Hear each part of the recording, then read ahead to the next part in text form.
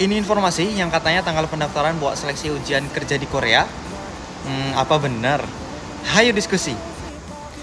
Assalamualaikum, annyeonghaseyo. Nah, yang sekarang ini udah punya niat kerja di Korea, pastinya harus udah punya persiapan bahasa Korea ya. Baik itu yang mandiri atau lewat LPK. Pasti banyak yang udah tahu kabar soal info pengumuman ini ya. Bismillah, saya coba meluruskan. Informasi ini diambil dari website IPS. Yang mengelola adalah HRD Korea alias penyelenggara dari sistem IPS atau program G2G Korea.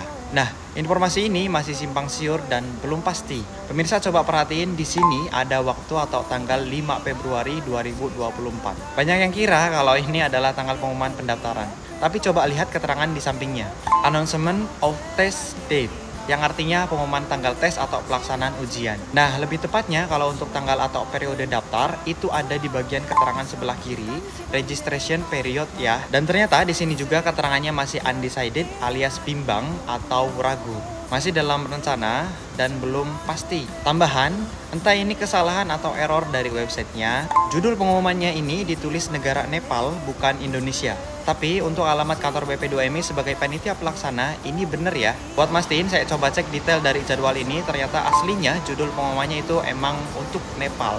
Tapi salah tulis buat lokasi negaranya malah Indonesia. Jadi intinya informasi ini masih jauh dari kata pasti. Tunggu kelanjutannya. Yang lebih pasti buat pengumuman pendaftaran dan pelaksanaan seleksi ujian bakal diumumkan lewat website BP2MI. Ini contoh pengumuman tahun kemarin ya. Bukan maksud ingin mematahkan semangat yang dari lama udah persiapan buat ikut ujian tahun ini. Tapi ini kabar gembira juga buat yang masih kurang dan belum persiapan sama sekali untuk mulai belajar dari sekarang. Terus buat yang masih pesimis juga, biar bisa berubah jadi yakin dan optimis. Tenang ya, masih banyak waktu buat belajar dan latihan. Nah, banyak yang tanya juga, Kak, berapa lama sih waktu cukup atau singkatnya buat belajar atau persiapan ujian bahasa Korea? Saya punya contoh temen yang dia belajar atau persiapan ujian bahasa dalam waktu 3 bulan. Dan ujian IPS topiknya lulus, dapat nilai tinggi. Dia ini benar-benar niat fokus ya, siang dan malam kejar target buat belajar. Walau waktu belajarnya singkat, tetap ada kok kemungkinan bisa lulus. Jadi jangan pesimis dulu, tongsok loba alasannya. Buat yang nggak mau ribet proses kerja di Korea, bisa masuk LPK ya. Sekalian jawab yang tanya, Kak, dulu masuk LPK mana? Saya dulu belajar di LPK Busan, Majalengka, Jawa Barat. Boleh ya? Itu rekomen dari saya. LPK-nya amanah, transparan, terpercaya, ada dana talang buat biaya terbang, disediakan asrama buat yang jauh dari luar kota.